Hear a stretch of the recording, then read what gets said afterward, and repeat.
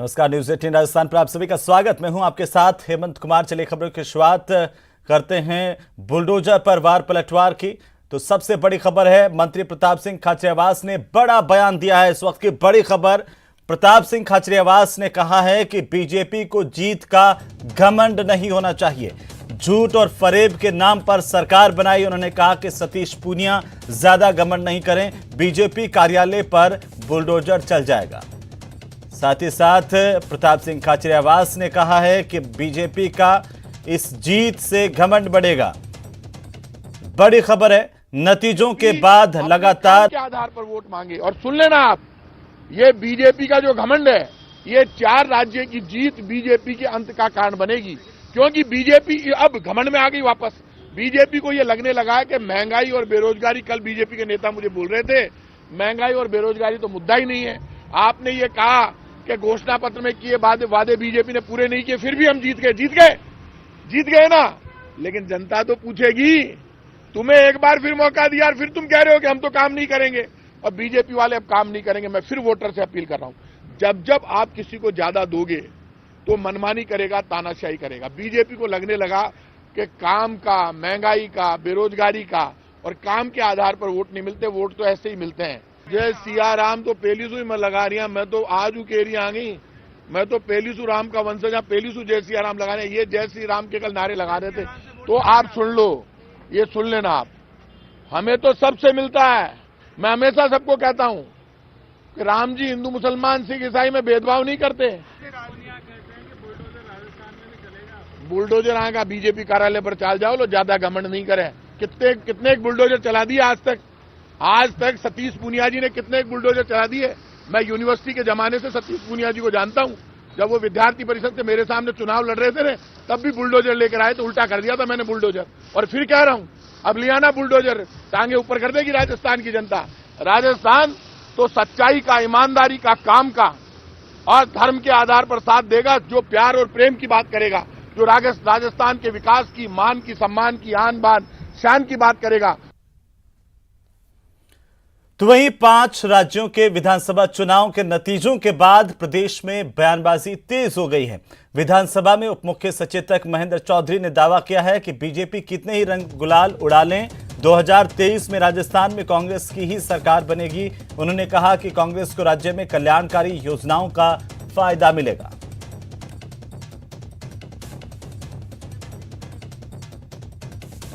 में भी देखिए, भारतीय जनता पार्टी में 8 लोग मुख्यमंत्री की दौड़ में बने हुए हैं और वो विधानसभा की कार्रवाई में भी दिखते हैं, विधानसभा के बाहर भी दिखते हैं और शक्ति परीक्षण में भी दिखते हैं। इसमें किसी प्रकार की कोई दो राय नहीं है। वो अभी से मुख्यमंत्री बनने की आड़ के अंदर अपना चेहरा दिखाने की होड़ में लगे हुए हैं। यहाँ पर भारतीय जनता पार्टी खुद टूटी हुई है, टुकड़ों में बिखरी हुई है और भारतीय जनता पार्टी को राजस्थान में कुछ भी हासिल नहीं होना है। देखिए, इसमें राजस्थान में कोई टुकड़े नहीं है। राजस्थान की कांग्रेस अशोक गहलोत जी के नेतृत्व में एकजुट है। वहीं विधानसभा में प्रश्नकाल के दौरान एक सवाल के जवाब में पर्यटन मंत्री विश्वेंद्र सिंह ने अनूठा जवाब दिया है। जवाब सुनकर सदन में जमकर ठहाके लगे। नेता प्रतिपक्ष गुलाब चंद कटारिया ने पूरक सवाल पूछा था, जिस पर विश्वेंद्र सिंह ने कहा कि आपको पता है ना, मैं 1 साल की छुट्टी पर गया था, उसके बाद विभाग मुख्यमंत्री संभाल रहे थे। मंत्री के इस जवाब पर सदन में जमकर ठहाके लगे। 5 वर्ष में इन स्थानों पर कितना खर्चा आपने किया? तो आपका 17-18 में थोड़ा बहुत है, 18-19 में है, 19-20 ब्लैंक, 20-21 ब्लैंक, 21-22 ब्लैंक। ये 5 स्थानों की, इसको देखने के बाद आपको कुछ एहसास हुआ क्या डिपार्टमेंट की वर्किंग के बारे में? माननीय नेता प्रतिपक्ष महोदय को मैं निवेदन करना चाहूँगा कि इसमें अब हम गति ला रहे हैं। मैं 1 वर्ष की छुट्टी पर गया था, इसलिए मुख्यमंत्री जी के चार्ज में था। 1 वर्ष की छुट्टी पर गया था, अब वापस आया हूं तो निश्चित रूप से आपके आदेश की पालना होगी। डिपार्टमेंट से संबंधित है, इसलिए मेरा एक ही सुझाव आपसे सदस्य महोदय कि आप किसी दिन मेरे ऑफिस पधारें या मैं आपके घर आ जाऊंगा, अपन बैठ के बात कर लें और किस तरीके से इस चीज को सुलझाया जा सकता है। और बाकी एमएलए एमपी लैंड की बात है तो यहाँ नेता प्रतिपक्ष भी विराजमान है, आपका भी क्षेत्र है, अध्यक्ष का भी क्षेत्र है। तो वहीं मंत्री प्रताप सिंह खाचरियावास के बयान पर वासुदेव देवनानी ने पलटवार किया है और कहा है कि कांग्रेस कभी राम के पक्ष में नहीं रही।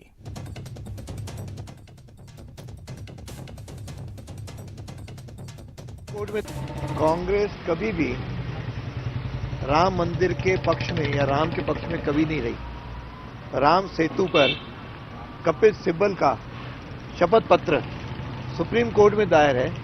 इसे राम के होने पर भी इन्होंने प्रश्न चिन्ह लगाया और राहुल और इन्होंने तो कई बार इस पे प्रश्न चिन्ह खड़े किए, लेकिन मजबूरन अब जब इन्होंने देश भर में देखा कि हिंदू का वातावरण बन रहा है तो इन्होंने जनेऊ पहनना और मंदिर जाना शुरू किया है।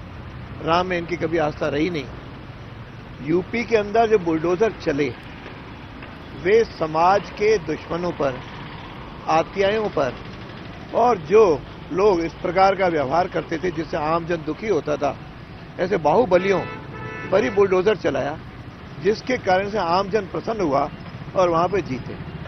यह राजस्थान में भी वर्तमान में कानून का राज नहीं है।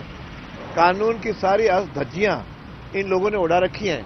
इसलिए जब भी हमारी सरकार आएगी निश्चित रूप से बाहुबलियों को हम पनपने नहीं देंगे, इतना हम डंके की चोट पे कह सकते हैं। तो वहीं 4 राज्यों में रिजल्ट को लेकर के प्रदेश में बीजेपी कांग्रेस आमने सामने आ गए हैं। कांग्रेस ने बीजेपी को घमंड नहीं करने की सलाह दी है, तो वहीं बीजेपी ने इस बात का दावा किया है कि आने वाले साल 2023 में राजस्थान में बीजेपी की सरकार बनेगी।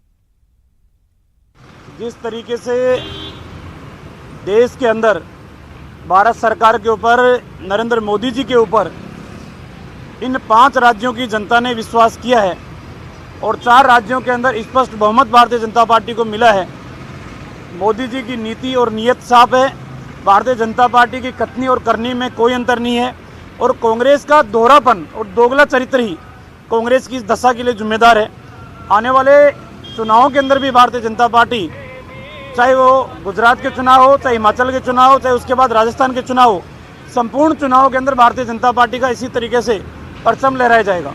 हिंदू, मुसलमान, सिख, ईसाई, फारसी, जैन को बांटकर उन्होंने फिर एक बार झूठ, फरेब और धोखे के दम पर यूपी की जनता को भ्रमित कर दिया, उत्तराखंड की जनता को भ्रमित कर दिया, गोवा की जनता को। तो ये सुन लेना, डेस्टिनी है।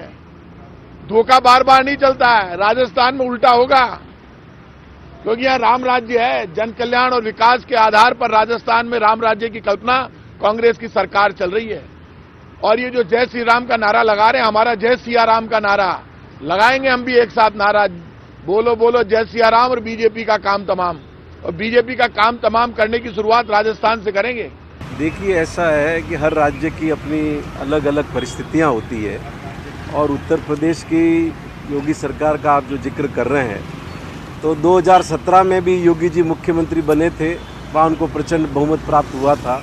लेकिन उसके बाद 2018 के चुनाव में राजस्थान, मध्य प्रदेश और छत्तीसगढ़ तीनों ही प्रांत में कांग्रेस की सरकार बनी थी।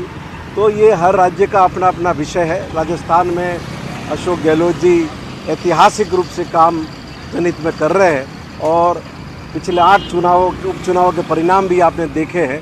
तो राजस्थान में फिर से अशोक गहलोत जी की सरकार बनेगी। जनता ने जो भी जनादेश दिया है हमें स्वीकार है। हमें मंथन करने की आवश्यकता है। मंथन करेंगे, देखेंगे किस प्रकार से मजबूती मिल सकती है। उसके लिए पार्टी निश्चित रूप से चर्चा करेगी।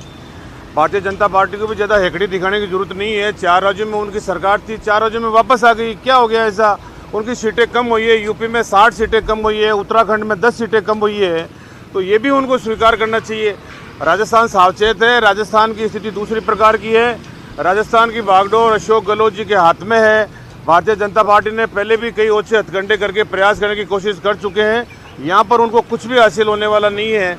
ये चाहे कितनी खुशियाँ, कितना ही गुलाल उड़ा ले, लेकिन राजस्थान में तो वापस से अशोक गहलोत जी के नेतृत्व में कांग्रेस की ही सरकार बनेगी, इसमें कोई दो राय नहीं है। तो वहीं यूडीएच मंत्री शांति धारीवाल के बयान को लेकर के बवाल मचा हुआ है। अब बीजेपी का छात्र संगठन भी सड़कों पर उतर आया है। एबीवीपी के प्रदर्शन की 2 अलग अलग तस्वीरें हम आपको टीवी स्क्रीन पर दिखा रहे हैं। पहली तस्वीर चित्तौड़गढ़ की है, जबकि दूसरी असवर की है, जहां पर अखिल भारतीय विद्यार्थी परिषद के कार्यकर्ताओं की ओर से विरोध प्रदर्शन किया गया और राज्यपाल के नाम एक ज्ञापन भी सौंपा गया।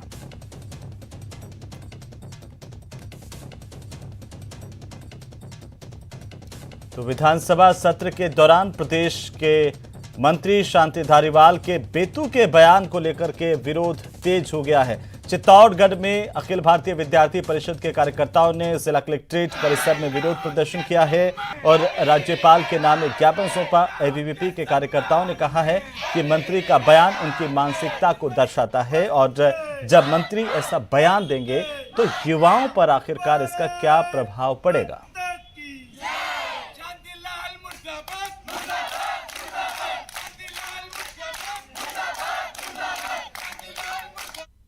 अभी जिस प्रकार राज्यसभा में मंत्री शांति धारीवाल द्वारा महिलाओं के ऊपर एक आपत्तिजनक टिप्पणी की, उन्होंने कहा है कि राजस्थान प्रदेश मर्दों का देश है तो रेप हो जाते हैं। लेकिन मंत्री जी आपसे कहना चाहता हूँ, राजस्थान वीर वीरांगनाओं का देश है। यहाँ महिलाओं ने अपने सम्मान के लिए जोर किया है, महिलाओं ने अपने सम्मान के लिए अपना सब कुछ न्यौछावर किया। उस प्रदेश में एक मंत्री अगर ऐसा बयान देता है तो ये काफी शर्मनाक है। और मुख्यमंत्री जी गहलोत जी से मैं कहना चाहता हूँ, आपकी जिस प्रकार ये मंत्री ऐसे बयान दे रहे हैं तो उनके खिलाफ अगर कोई ठोस कार्रवाई नहीं की तो विद्यार्थी परिषद आने वाले टाइम में जयपुर विधानसभा का भी घेराव करेगा। जो कांग्रेस मंत्री ने जो कल बयान दिया था कि राजस्थान मर्दों का देश, पुरुष प्रधान देश है, जिसमें उन्होंने कहा था कि रेप होते तो होते हैं, क्या करें। उसके लिए हम चाहते हैं कि हम महिलाओं का अपमान सहन नहीं करेंगे, क्योंकि रेप होते तो उनको कार्यवाही करनी चाहिए। उनको कोई ऐसा कानून बनाना चाहिए ना जिसमें कि ये आगे ऐसा कोई काम नहीं हो।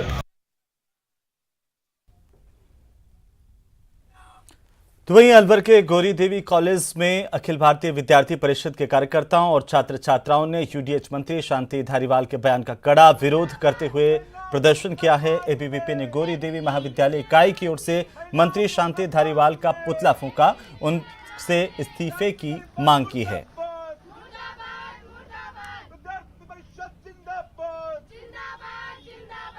परिषद के कार्यकर्ताओं द्वारा जीडी कॉलेज के प्रथम मुख्य द्वार पर आज शांति धारीवाल जो राजस्थान सरकार में मंत्री हैं उनका पुतला फूंका गया है। जैसा कि हम सबको विदित है, कुछ दिनों 2 दिन पूर्व उन्होंने राजस्थान की विधानसभा में ऐसा बोला कि ये राजस्थान मर्दों का प्रदेश है और यहाँ पे रेप ऐसे ही होंगे, कोई रोक सके तो रोक के बताओ।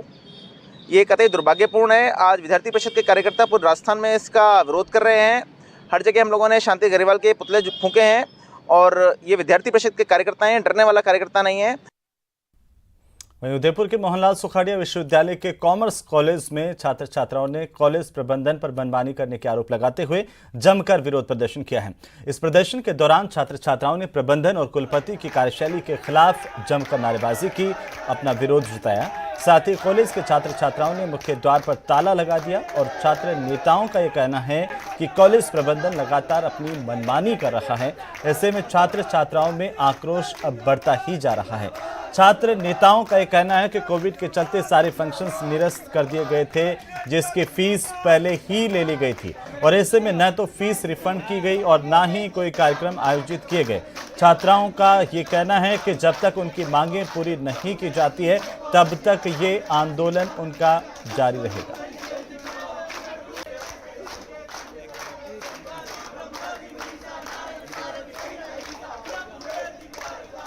हम सब आज यहाँ पे ये सारे जितने भी छात्र आपको दिख रहे हैं सारे कॉमर्स कॉलेज के छात्र हैं। हम सब परेशान हो गए यहाँ के टीचरों की गुंडागर्दी से।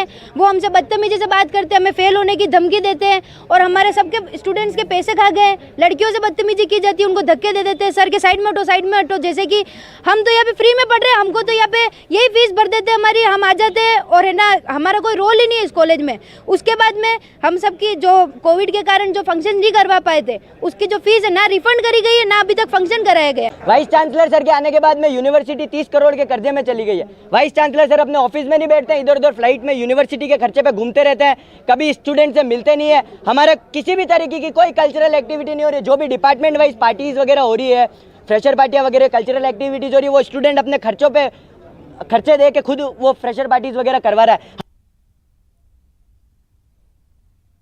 और अब बात शहर शहर रफ्तार के कहर की।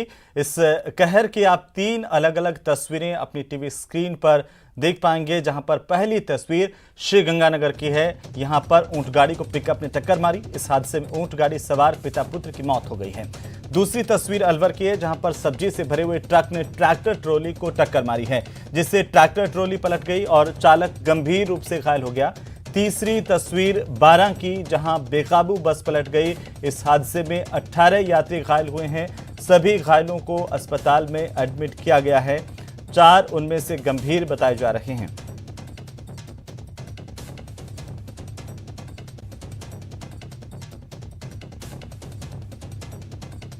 तो अलग अलग जगह पर रफ्तार का कहर टूटा है। श्रीगंगानगर के पदमपुर थाना इलाके में पदमपुर केंचिया सड़क मार्ग के सावतसर के पास एक ऊंटगाड़ी को एक तेज रफ्तार पिकअप ने टक्कर मारी।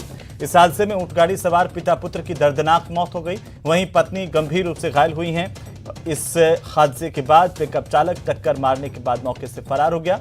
वहीं मौके पर पहुंची पुलिस ने केस दर्ज कर जांच शुरू कर दी है।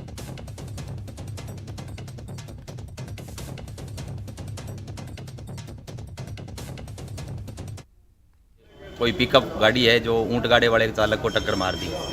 तो जाब्ता के मौके पे पहुंचे और वहां जब मैं पहुंचा तो ग्रामीणों की भीड़ इकट्ठी हो रही थी। उन्होंने बताया कि जो ऊंट गाड़ा है ये कोई सरसों काट के मजदूर लोग थे गांव के, बोपा बिरादरी के, और ये गांव अपने घर आ रहे थे। पीछे से कोई तेज़ गति से पिकअप गाड़ी थी, उसने टक्कर मारी और मौके से वो पिकअप भगा ले गया। और जो इंजर्ड हुए उसमें बताया कि एक छोटू। उधर बारा में राष्ट्रीय राजमार्ग संख्या 27 पर एक बस अनियंत्रित होकर के पलट गई है। इस हादसे में 1.5 दर्जन करीब यात्री घायल हुए हैं, जिन्हें एम्बुलेंस की मदद से बारा जिला अस्पताल पहुंचा गया। बस राजकोट से यूपी के झांसी जा रही थी। इन घायलों में 4 की हालत अभी गंभीर बताई जा रही है। हादसे के बाद दोनों तरफ से यातायात प्रभावित हुआ है।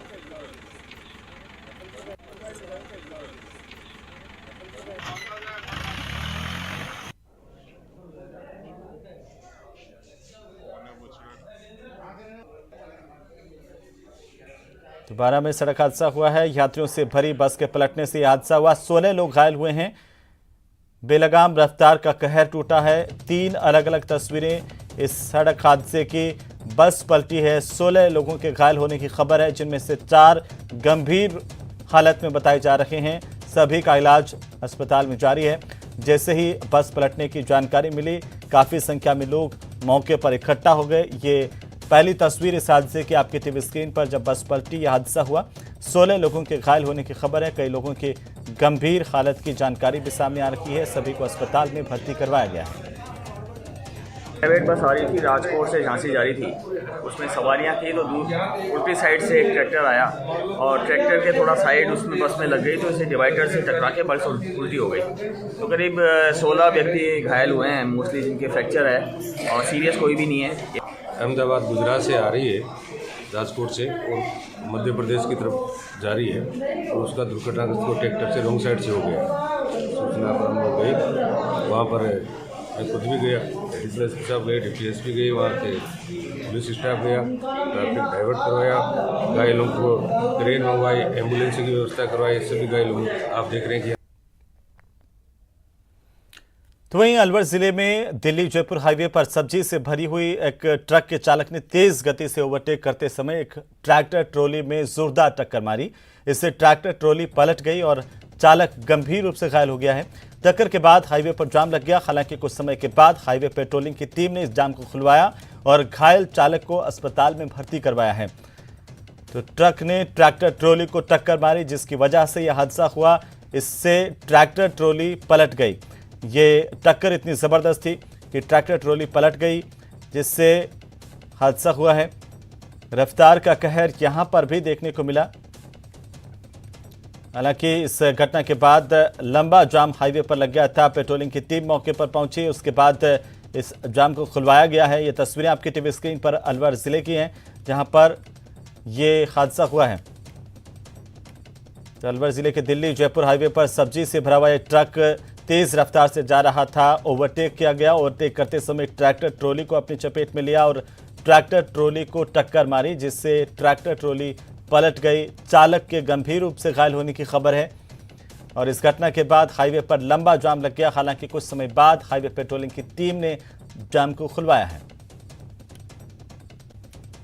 ट्रॉली थी जो रोड के ऊपर चल रही थी, पीछे से आयशर कैंटर थी जो कि सब्जी की भरी हुई थी। अच्छा, उसने ट्रैक्टर ट्रॉली को हिट कर दिया। ट्रैक्टर ट्रॉली रोड के ऊपर पलट गई, पूरी तरीके से रोड बंद हो गया, जिसमें पेट्रोलिंग NHI पेट्रोलिंग आके एक लाइन को चालू करवाया। अभी इसको उठाने में लगी हुई है पेट्रोलिंग टीम।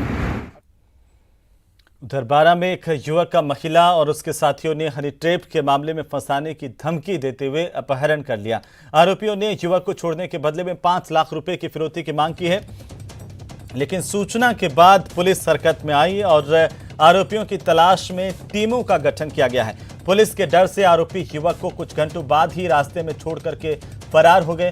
पीड़ित पक्ष की शिकायत पर पुलिस ने केस दर्ज किया है और पूरे मामले की जांच जारी है। आरोपियों की तलाश में पुलिस जगह जगह छापेमारी कर रही है, लेकिन अभी तक आरोपियों का सुराग नहीं लगा है। हालांकि पुलिस की तरफ से कोशिशें तेज कर दी गई हैं आरोपियों की गिरफ्तारी को लेकर के।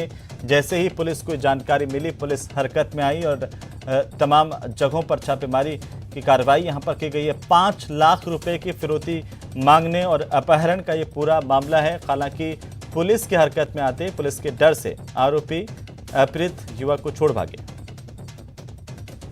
कल शाम को फरियादी रोहित नागर ने इस तरह की रिपोर्ट दी थी कि मेरा रिश्तेदार इंद्र नागर अपनी स्विफ्ट डिजायर कार से 12 शहर में था और उसके बाद हमने उससे संपर्क करने की कोशिश, काफ़ी समय तक संपर्क नहीं हुआ और जब संपर्क हुआ तो उसने कहा। उधर भीलवाड़ा जिले के मांडल क्षेत्र में एक वायरल वीडियो ने पुलिस प्रशासन में खलबली मचा दी है। वायरल वीडियो में एक युवक विवादित धार्मिक स्थल का ताला तोड़कर ध्वज फहरा रहा है। मांडल के एसएचओ के मुताबिक गोपाल गुर्जर नाम के इस शख्स का वीडियो सोशल मीडिया पर वायरल हुआ है, जिसमें एक धर्मस्थल पर ध्वजा फहराते हुए दिखाई दिया है। हालांकि मौके पर पहुंची पुलिस को ताला तोड़ने जैसा कोई मामला यहां पर नहीं मिला है, लेकिन एहतियातन पुलिस बल तैनात किया गया मौके पर। वायरल वीडियो की सत्यता की जांच पुलिस की ओर से की जा रही है।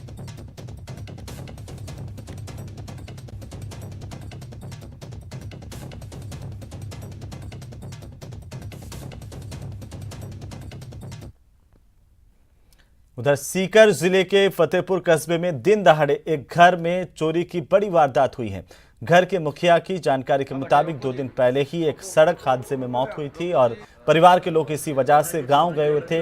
2 दिन बाद ही चोरों ने घर से लाखों के सामान पर हाथ साफ कर दिया। परिवार के लोग रात को कपड़े और अन्य सामान लेने के लिए जैसे घर पहुंचे तो वारदात का खुलासा हुआ। इसके बाद कोतवाली पुलिस को सूचना दी गई। पुलिस ने मौका मुआयना किया है और पूरी घटना को लेकर जांच शुरू कर दी है। चोरों ने घर में रखे करीब 20 लाख रुपए नकद, 32 तोला करीब सोना और सोने के जेवरात चुरा करके ले गए। चोरी की पूरी वारदात सीसीटीवी कैमरे में भी कैद हुई है।